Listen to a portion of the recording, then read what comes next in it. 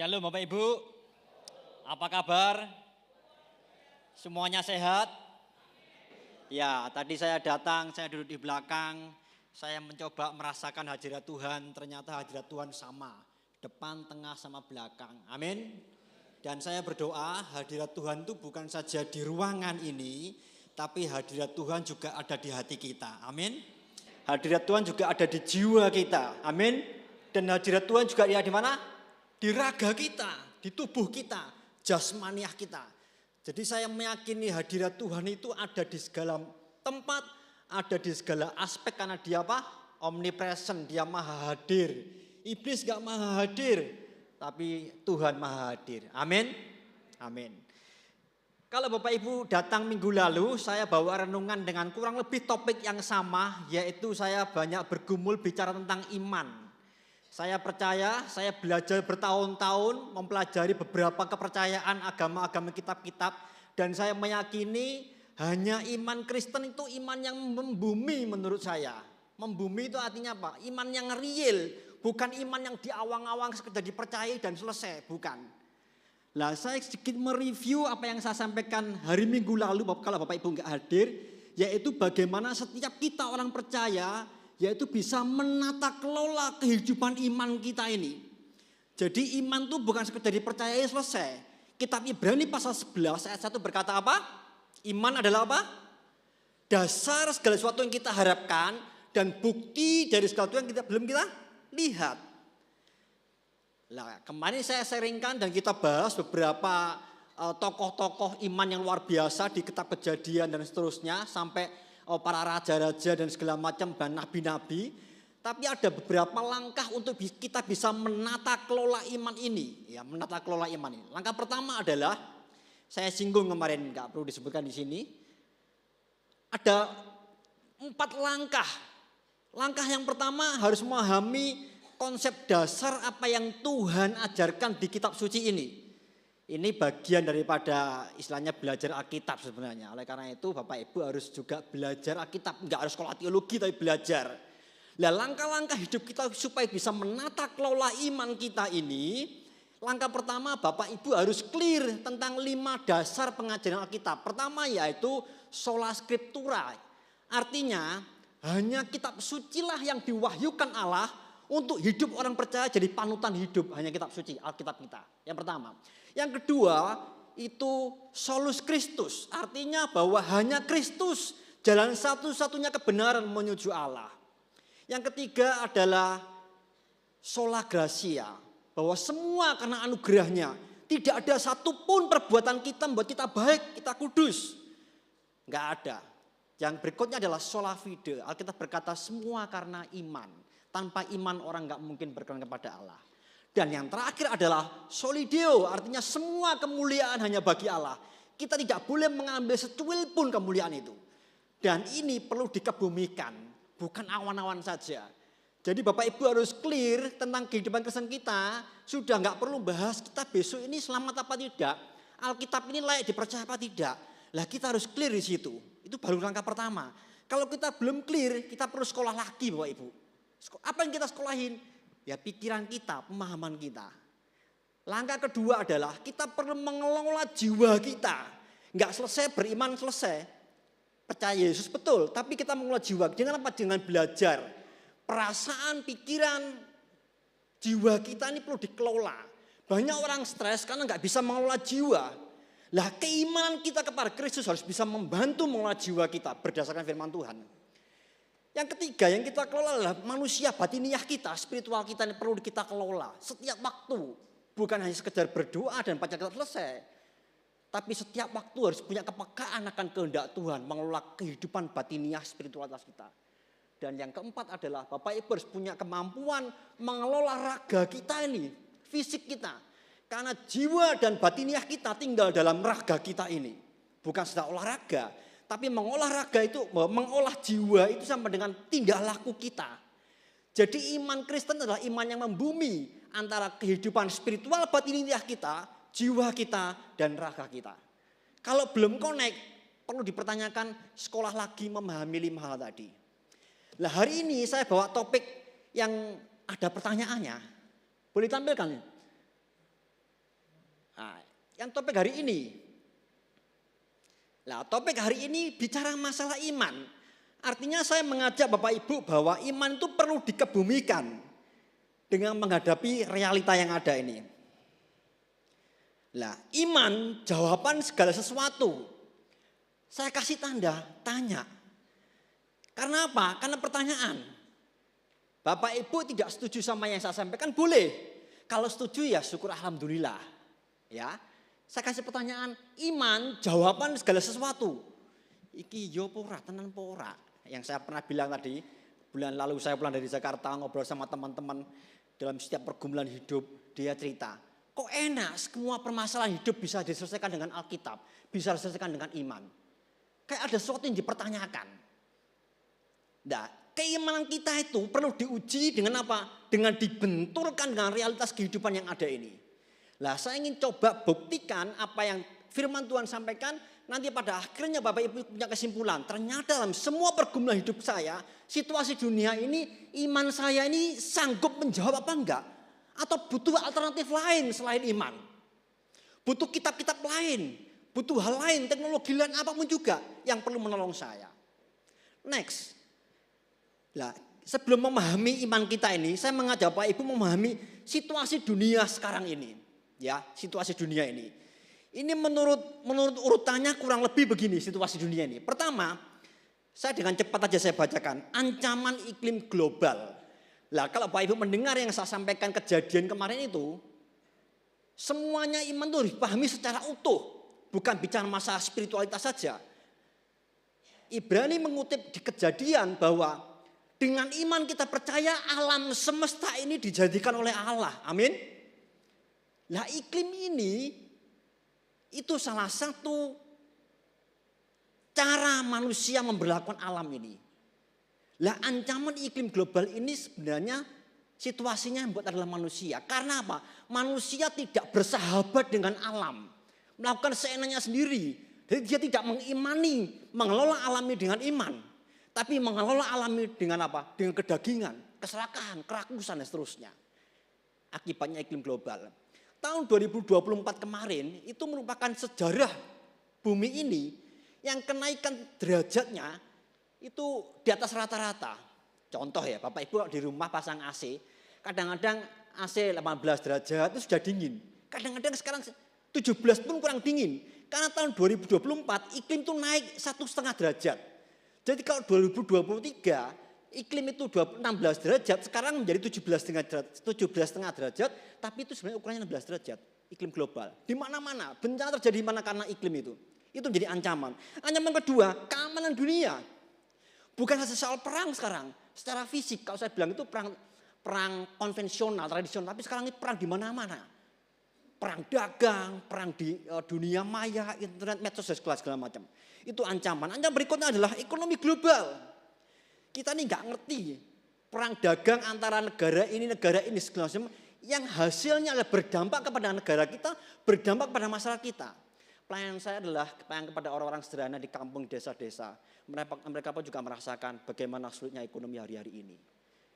Tanpa pengumuman pun mereka merasa, yang sederhana lah. Sekarang bayar pajak motor juga naik, pajak mobil semuanya naik, income nggak naik-naik. Kesulitan. Jadi dampak ini secara global sampai ke kita. Berikutnya adalah krisis moral dan spiritual. Nggak usah dibahas pun sudah terjadi. Pengaruh dunia medsos ini itu sangat mendegradasi kondisi moral dan spiritual semua orang tanpa batas agama pun juga. Itu situasi krisis. Krisis berikutnya adalah krisis sosial kemanusiaan di mana-mana, bukan soal perang saja, di mana-mana. Oleh karena itu bersyukur Getsemani ini juga punya wujud kasih ya, peduli kasih. Harapannya apa? Bukan saja sekedar aksi sosial, tapi ada nilai-nilai spiritual yang dibagiin. Lah, saya ingin sharingkan ini situasi di dunia hari-hari ini. Mau nggak mau, percaya nggak percaya, itu fakta, itu kenyataan. Lah, itu dunia. Lah, sekarang saya mau melihat persoalan orang percaya. Siapa orang percaya? Bapak, Ibu, dan saya orang percaya. Apa yang terjadi? Persoalan orang percaya. Lah, ini fotonya ini kayak orang apa? Jobless, stress, family, segala macam. Pertama, semua kita pasti tersangkut situasi global tadi dengan 5 hal ini. Persoalan orang percaya, keluarga, rumah tangga, hubungan suami istri, anak dan ortu. persoalan ekonomi, pekerjaan, kemudian persoalan apa? Sakit penyakit, sosial, moral, spiritual. Kita ini bukan malaikat. Semenjak kita percaya kita tetap manusia, bukan? Sebagai orang Kristen kita tetap manusia, tinggal di bumi. Kita masih makan yang sama, minum yang sama, pakai baju yang sama, pakai HP yang sama, pakai sepatu yang sama, semua yang kita nikmati. Pakai rumah, motor, mobil semua sama yang dinikmati oleh banyak orang. Lah situasi dunia ini sebagian kecil juga dinikmati oleh yang percaya 5 hal ini. Siapa di sini yang nggak punya masalah dengan 5 hal ini? Nggak ada? Ada? Ada yang nggak punya persoalan 5 hal ini? Saya rasa nggak ada. Semua kita ada. Oke? Next, berikutnya. Lah pertanyaannya, di manakah iman orang percaya ini? Ini pertanyaan kembali. Jadi saya tadi bicara masalah iman, bicara masalah realitas hidup. Pertanyaannya di manakah iman ini? Lah ini saatnya iman yang kita punya ini kita benturkan, kita realitaskan menghadapi dunia ini, menghadapi situasi hidup kita ini. Apa kata Alkitab? Nah, Bapak Ibu boleh percaya atau tidak? Kolose pasal 2 ayat yang kelima. Ya. Kolose pasal 2 ayat kelima. Kolose ditulis oleh rasul yang paling hebat di kitab Perjanjian Baru yaitu Paulus waktu dia di penjara.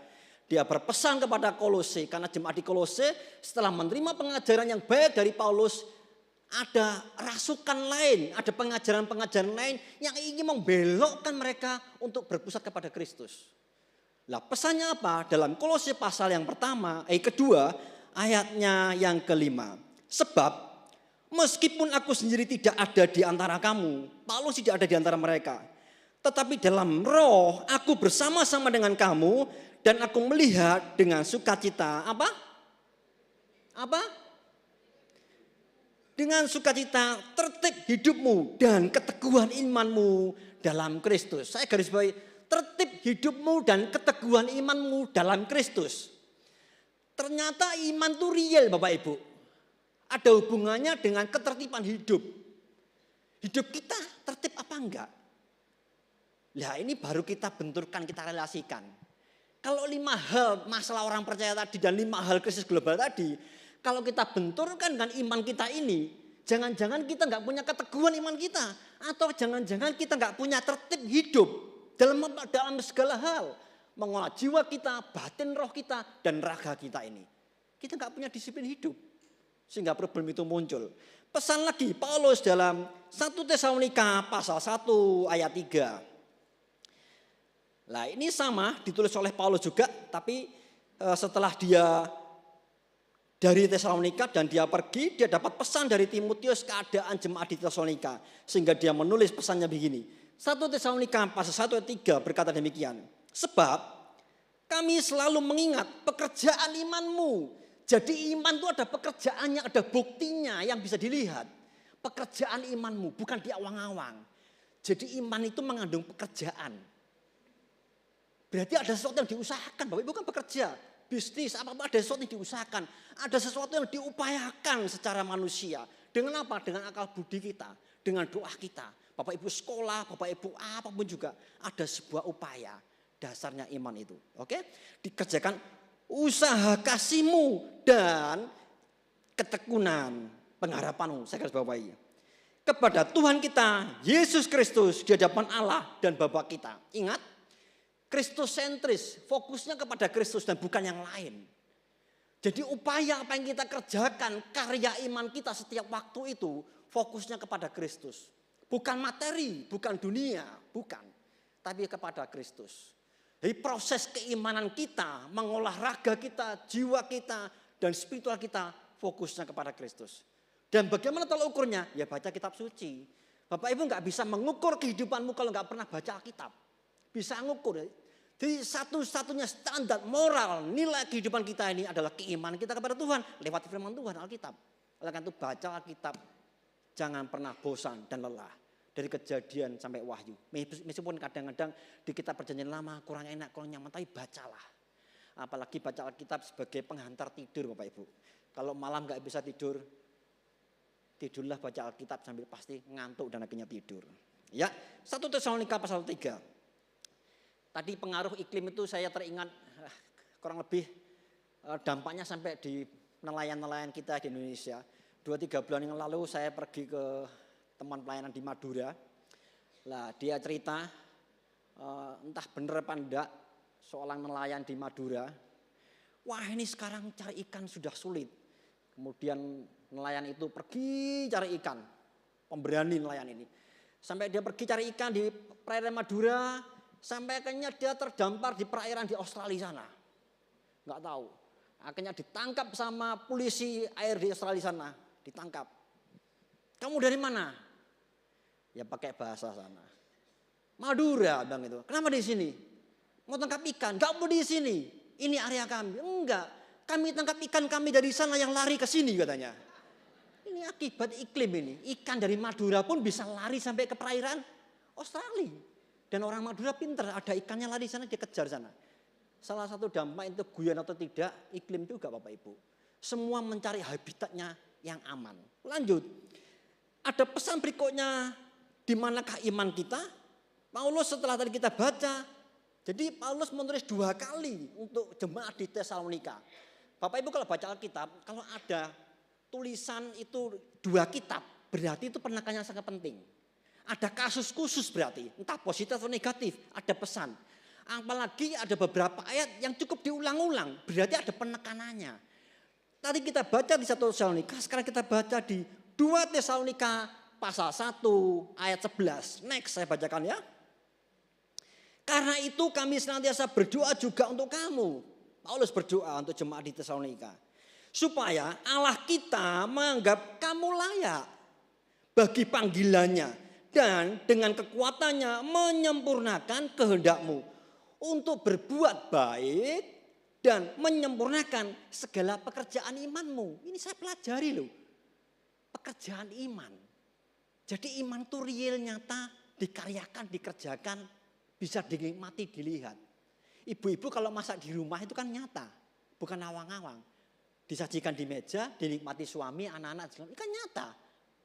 Dirasakan rasanya enak apa enggak, itu real. Lah sama. Iman yang kita percayakan, kita percaya pada Kristus, itu harus dibuktinya, katakan dikaryakan. Kapan? Setiap hari, setiap waktu. Sehingga orang akhirnya melihat.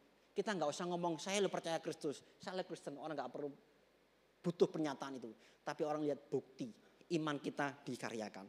Itu pesan Paulus di dalam 2 Tesalonika pasal 1:11. Nah, sekarang iman itu harus dinyatakan dan ada pesan di Yakobus pasal 2 ayat 18. Nah, kalau tadi itu pesan-pesan daripada Paulus pada jemaat di Kolose dan di Tesalonika, sekarang pesan daripada namanya Rasul Yakobus. Yakobus ini bukan Yakobus murid Yesus. Kalau di kitab ini dalam sejarah Yakobus ini ditafsirkan atau dipercayai sebagai saudara tiri daripada Tuhan Yesus. Dia juga bicara tentang iman yang nyata juga, iman yang real juga. Yakobus pasal 2 ayat 18 berkata demikian. Ya. Tetapi mungkin ada orang berkata, padamu ada iman dan padaku ada perbuatan. Seolah-olah dikontradiktikan. Mana lebih penting, iman dan perbuatan? Dia menjawab, aku akan menjawab dia. Tunjukkanlah kepadaku imanmu. Itu tanpa perbuatan. Dan aku akan menunjukkan kepadamu imanku dan perbuatanku. Ini saya alami ya Pak Ibu. Saya nggak pernah ngomong tentang iman saya segala macam. Orang melihat. Contoh, saya tinggal di daerah orang-orang yang nggak percaya. Beberapa orang melihat, itu loh lihat keluarganya Pak Ugi. Itu loh lihat istrinya Pak Ugi. Bagaimana melayani pasien. Orang-orang sakit, orang-orang stres. Orang-orang nggak mampu dilayani. Dia melihat. Akhirnya tanya ada apa? Lihat itu orang-orang percaya itu, orang-orang Kristen itu suka memberi, suka bersyukur. Dia bertanya, saya beberapa istri saya buka klinik, dia punya tim medis sunat ada 8 orang, itu semua orang percaya. Itu kalau sebelum suka diskusi, ngobrol saja, ngopi sama saya. Sampai suatu ketika begini, bagaimana caranya kamu ini kok suka bersyukur? Istri saya sharing, bagaimana caranya kamu kok suka memberi? Itu kan bicara masalah nilai-nilai iman yang saya sharingkan. Dan akhirnya kita bicara tentang Yesus Kristus atau Isa Al-Masih sebagai juru selamat. Soal percaya nggak percaya jadi perenungan buat dia, dia pemikiran. Oh iya, Kalau orang percaya Tuhan, ada sesuatu yang dibukti nyatakan. Jadi banyak orang mendebatkan iman, tapi banyak orang melihat bukti iman. Mana yang penting? Semuanya penting. Tapi orang bisa merasakan bukti kasih kita. Nah, sekarang ada tahapannya. Kalau tadi membuat struktur mengelola iman ada beberapa tahap. Sekarang dasar-dasar tadi itu membuat kita bagaimana mengatasinya. Oke? Mengatasi segala sesuatu. Yang pertama, ya, belajar dan lihat apa yang sudah, sedang, dan akan terjadi dalam Alkitab. Sekali lagi, nah kalau nggak pernah baca Alkitab, nggak pernah belajar, bagaimana tahu? Bagaimana tahu? Contoh, seringkali kan kita dapat kiriman nih. Oh, ada penganiayaan di sana, gereja ditutup segala macam. Banyak orang resah. Kalau baca Alkitab, kita nggak perlu kaget Bapak Ibu. Sejak zaman dulu penganiayaan di mana-mana terus terjadi. Saya 10-15 tahun yang lalu bekerja melayani membangun 1000 gereja di pedalaman di pedesaan. Suatu ketika saya punya pengalaman bangun gereja, membantu bangun gereja di daerah yang memang bukan Kristen. Kami bantu bangun dalam proses 6 bulan dan jadi. Saya pulang 3 hari kemudian pendetanya telepon saya nangis-nangis. Bapak, gereja yang Bapak bantu sekarang udah ludes. Kenapa? Dibakar. Saya bilang puji Tuhan. Ludes. Jadi di mana-mana terjadi penganiayaan, gereja itu bagi saya itu sesuatu yang bukan lumrah tapi sudah nggak perlu kaget. Alkitab juga mengatakan oleh karena itu baca Alkitab, baca Alkitab. Bapak harus baca semua yang terjadi. Contohnya, Bapak Ibu punya persoalan ekonomi, persoalan sakit penyakit, persoalan apapun juga iklim dunia ini, peperangan, kan di Alkitab semua sudah ada. Pada akhir zaman apa yang terjadi. Nah kalau nggak pernah baca bagaimana tahu? Jadi belajar apa yang sudah, berarti masa lalu sudah kejadian wahyu dan sedang terjadi sekarang ini atau sedang terjadi pada waktu Alkitab ditulis. Dan yang akan datang, berarti bicara masalah apa? Nubuatan. Baca Alkitab ini. Mungkin apa yang kita baca, kita nggak pernah tahu. Tapi kadang-kadang tatkala kita sudah baca, kan saya sering ngalami. Iya, kayak saya pernah lihat kasus ini di mana ya? Oh, tatkala saya baca Alkitab, kayaknya hampir sama kasus ini. Kayaknya hampir sama. Contoh, ada seorang kisah di Alkitab yang harusnya mati sama Tuhan umurnya diperpanjang. Ya, saya ingat peristiwa-peristiwa itu ada orang yang didoakan sembuh umurnya dipanjang. Itu bukan Tuhan tuh iseng umurnya berpanjang enggak, tapi punya maksud untuk apa umurnya berpanjang. Lah orang enggak sadar sekedar minta sembuh, tapi setelah sembuh ngapain? Jadi semua dikatakan. Kedua, semua ini sebagai kesempatan memanifestasikan atau mewujudkan iman percaya kepada Kristus. Bapak Ibu saya kasih tahu. Hidup kita ini adalah hidup sebuah peperangan. Peperangan bukan saja peperangan secara rohani. Tapi peperangan idealisme Pak Ibu. Tahu idealisme? Idealisme itu bisa masalah kepercayaan, keyakinan, atau apa yang diyakinilah. Ideologi. Setiap hari kita mengalami peperangan idealisme. Kita baca Alkitab mengajarkan nilai-nilai begini. Tapi kenyataannya di dunia kerja, dunia bisnis, dunia anak-anak, apapun juga. Kadang-kadang kontradiktif, bertolak belakang. Yang diadopsi itu nilai dunia. Enggak usah bicara nilai dunia lah. Di kepercayaan lain dia punya nilai-nilai sendiri. Lah kalau kita setiap hari berinteraksi dengan mereka. Kalau kita enggak punya keteguhan, keyakinan dan pengetahuan yang jelas tentang iman kita. Jangan-jangan kita jadi gerus ini. Keimanan kita ini. Dia cerita imannya dia, ideologinya dia. Kalau saya enggak. Ini benar apa enggak sesuai iman? Kalau enggak saya harus mempengaruhi. Saya harus menggarami, saya harus menggerus pikiran-pikiran idealisme yang gak benar itu. Saya isi dengan nilai kebenaran iman yang saya percayai. Daripada apa? Saya yang digerus. Lah karena itu punya kekuatan tersendiri. Apa? Jiwa kita, spiritual kita harus kuat. Ya, kan kita hidup ini cuma 2 hal. Kita mempengaruhi atau dipengaruhi. Kan betul? Jadi dalam peperangan ideologi ini, iman ini, Bapak Ibu terpengaruhi atau dipengaruhi. Contoh, soal bisnis ya cincatnya dikit lah, bohong-bohong dikit. Itu kan begitu kira-kira. Enggak jujur dikit gak apa-apa lah. Kan gak ada jujur itu sedikit atau banyak. Bohong sedikit atau banyak kan sama sebenarnya nilainya. Itu sepele sehari-hari kadang-kadang. Ada yang gak apa-apa. Kadang-kadang kita tuh membiarkan hal yang kecil untuk menggerus nilai-nilai yang ada di hidup kita. Ya itu realita. Yang pertama, yang kedua tadi adalah sebagai kesempatan mewujudkan iman percaya kita kepada Kristus. Kesempatan diuji. Nah, nilai firman-Nya adalah Yakobus pasal 1 kembali tadi itu, ya. Ayat 2 sampai 4. Nah, ini unik ini. Saya baca Alkitab ini, saya renung-renungkan ini. Kiranya Bapak Ibu tidak salah menafsirkannya. Yakobus pasal 1 ayat 2 sampai 4 berkata demikian. Saudara-saudaraku, anggaplah sebagai suatu kebahagiaan. Ingat, kebahagiaan loh ini, bukan kesulitan, bukan kesengsaraan, tapi kebahagiaan. Kalau orang lain baca status hidup ini cari apa sih? Kan cari bahagia. Tapi aneh, kebahagiaan di Alkitab ini ngomongnya unik. Kebahagiaan bukan enak bisa plesir kemana-mana, naik mobil mewah, bukan sekedar itu. Tapi kebahagiaan di Alkitab ini unik. Anggaplah sebagai suatu kebahagiaan apabila kamu jatuh ke dalam berbagai-bagai pencobaan. Aneh. Ya kalau telusuri, pencobaan itu datangnya bukan dari Allah. Allah gak pernah mencobai. Nah ternyata pencobaan yang dimaksud ini datangnya dari apa? Keinginan dagingmu, nafsumu, kemanusiaanmu, keserakahanmu. Itu pencobaan datang. Tapi anehnya, anggaplah sebagai sebuah kebahagiaan.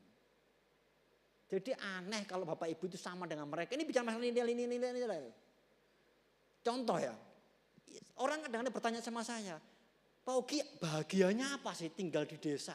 Bahagianya apa sama orang-orang kampung? You kan dulu pernah enak tinggal di Jakarta 16 tahun menikmati semuanya apa? Ukurannya beda. Orang lihat fisiknya, materinya. Tapi kepuasan spiritual, kebahagiaan itu nilainya adalah iman ini. Dan itu perlu dibenturkan. Bapak Ibu setiap hari kebahagiaanmu itu digerus oleh kenikmatan dunia ini. Atau Bapak Ibu mempertajam keimananmu ini kepada Tuhan. Ini kesempatan. Oleh karena itu kalau menghadapi iklim global, pesan saya adalah dengan iman apa? Bersahabatlah dengan iklim, bersahabatlah. Jangan menengking-nengking setan di iklim, tidak. Tapi bersahabatlah dengan iklim. Bersahabatlah dengan alam, menyesuaikan. Ya, jangan sembarangan bersikap yang tidak baik kepada alam dan sesama kita. Kalau Bapak Ibu punya problem sosial, ada pertanyaan apa? Jangan-jangan iman saya praktekkan ini tidak real, bukan bersosialita loh, enggak loh. Ada problem sosial apa? Saya pernah dulu, saya gampang kalau masuk ke pedalaman, cari alamat pendeta-pendeta itu gampang. Ini pendeta bersosial apa tidak? Kadang-kadang dari jauh, dalam belum kecamatan, saya tanya, kenal nggak sama si A ini? Ada yang kenal. Oh iya Pak, saya kenal. Bapak ini bla bla bla bla. Oh berarti ini sosialnya baik, dia dikenal kemana-mana. Tapi ada satu saya cari hamba Tuhan pendeta, maaf nih Pak, pengalaman saya. Sampai saya ketemu di samping rumahnya pun kagak kenal Bapak ini siapa. Di mana dan ngapain di situ. Kan saya kaget. Pak udah berapa tahun di situ? 5 tahun. 5 tahun tetangga kiri kanannya tidak kenal nama Bapak Ibu itu. Berarti bagaimana dia bisa mempraktekkan? Kalau menurut saya ini secara sosial Bapak ini sakit menurut saya. Secara sosial ya.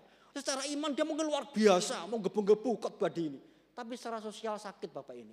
Lalu tetangganya nggak kenal. Kan sakit. Lah saya nggak ngomong sakit-sakit lain.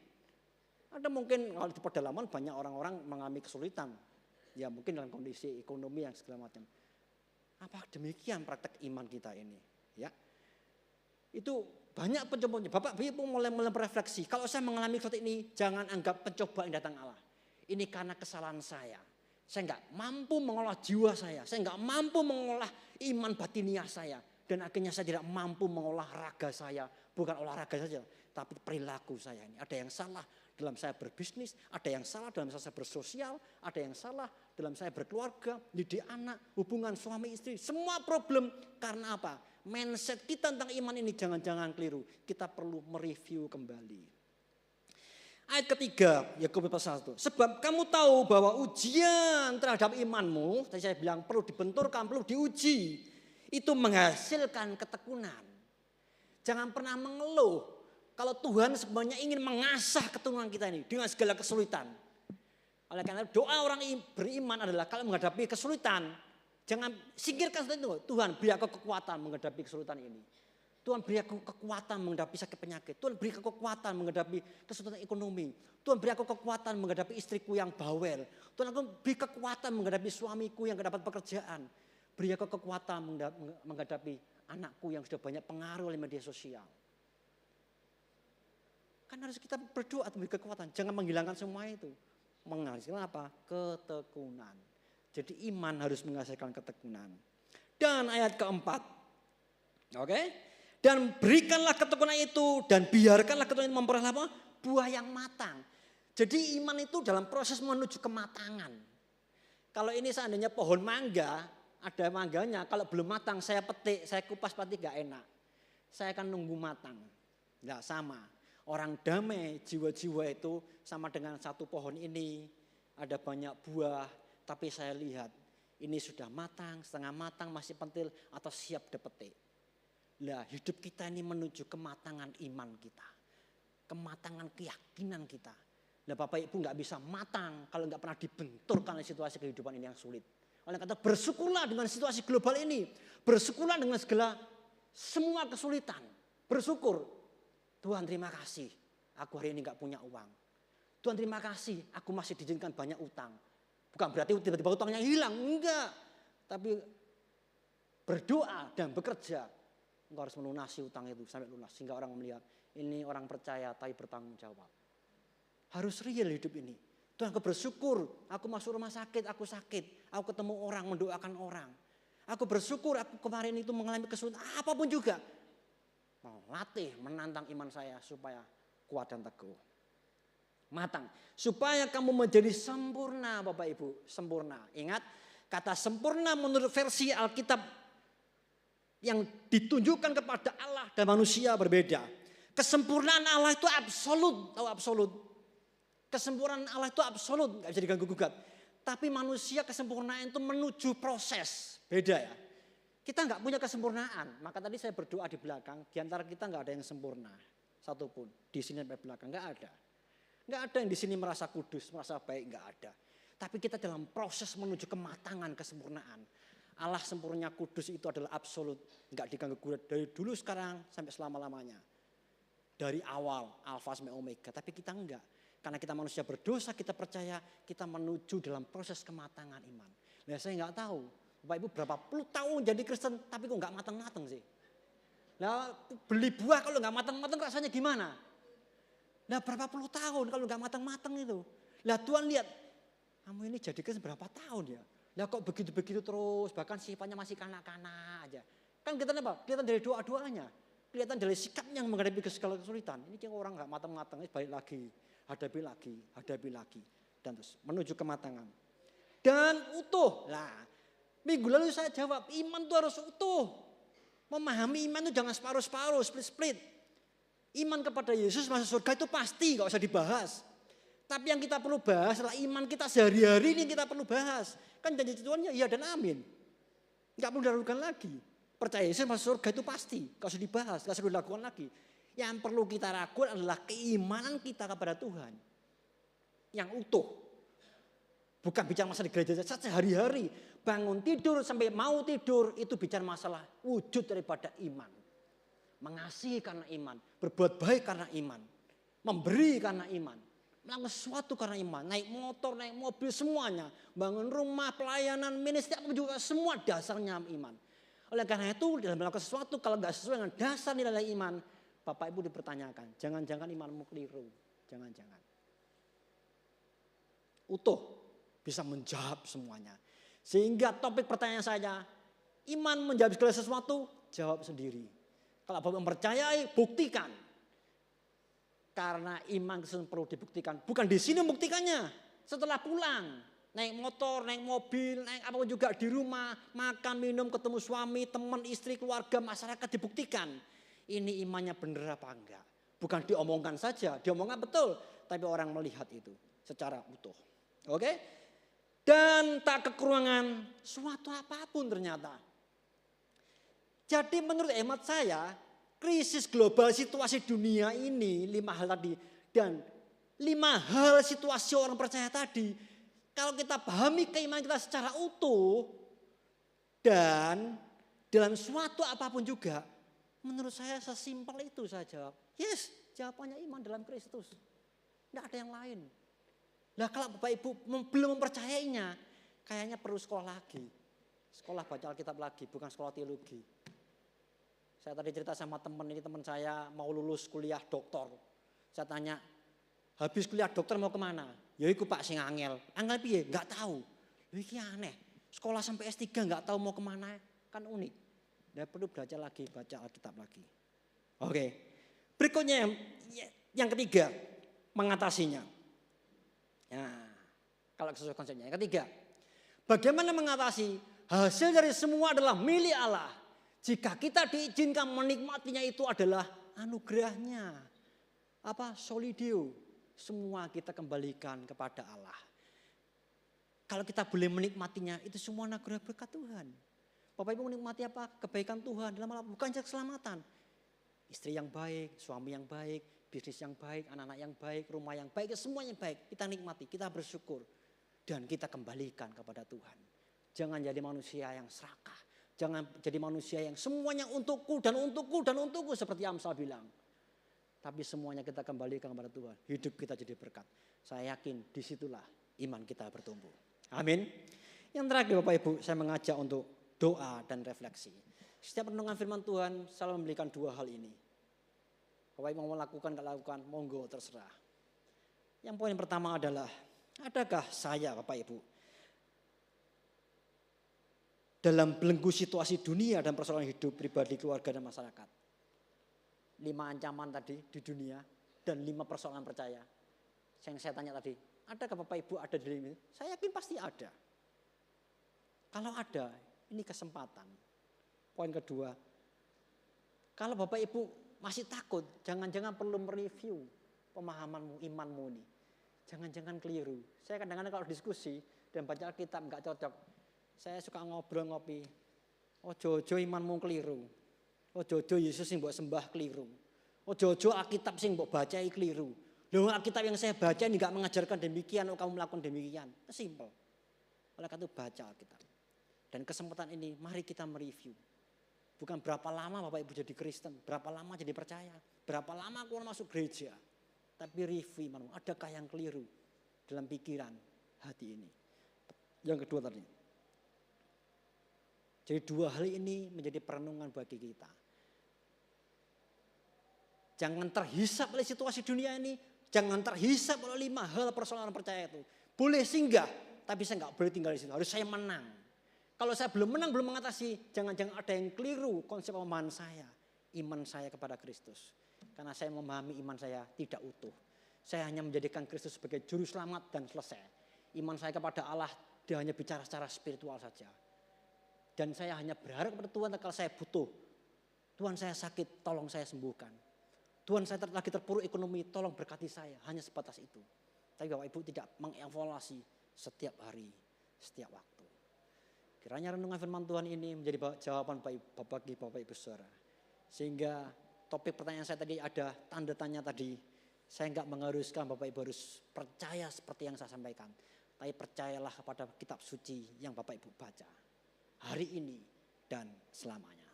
Alkitab berkata, barang siapa yang percaya melakukan firman ini, maka dia mendapatkan kemuliaan kekal. Amin. Mari kita datang kepada Tuhan.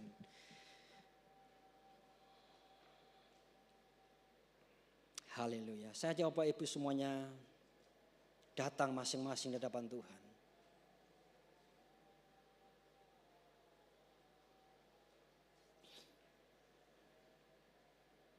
Terima kasih ya Tuhan.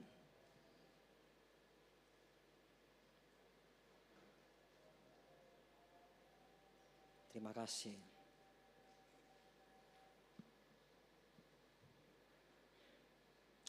Saya tahu Bapak Ibu semuanya punya pergumulan hidup masing-masing. Meskipun kita sudah percaya pada Tuhan, kita masih tinggal dan hidup di dunia ini. Kita tahu situasi dunia ini. Dan kita pun mungkin juga ada di bagian persoalan dunia ini. Lewat rumah tangga kita, keluarga kita.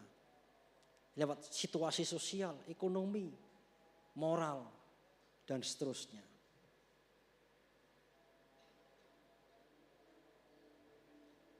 Saya mengajak Bapak Ibu berdoa kepada Tuhan masing-masing, datang kepada Tuhan. Tuhan yang tahu situasi pergumulan kita pribadi masing-masing. Kau enggak perlu ucapkan kepada orang lain. Tapi ucapkanlah dalam hatimu kepada Tuhan. Mari coba review imanmu. Adakah di antara Bapak Ibu engkau sedang menghadapi kekhawatiran, menghadapi kesulitan di situasi yang tidak menentu ini? Problem masalah yang gak pernah selesai bertahun-tahun. Engkau jadi Kristen, engkau berdoa. Tapi ada hal tertentu. Kau gak selesai-selesai dengan hidupmu itu. Bahkan kau terbelenggu di situ. Review pikiranmu, review imanmu. Kau punya pergumulan apapun juga. Anak-anak, sekolah, masyarakat, dan seterusnya. Kau berdoa kepada Tuhan. Tuhan tolong, segarkan jiwaku ya Tuhan. Segarkan batinku ya Tuhan. Dan segarkan ragaku ya Tuhan. Melalui pemahaman yang kau berikan kepadaku hari ini. Saya undang Bapak Ibu semuanya bangkit berdiri. Sambil engkau berdoa kepada Tuhan. Bisa nyanyikan satu pujian, terserah engkau mau nyanyi lagu apa. Tuhan akan menolong Bapak Ibu Saudara.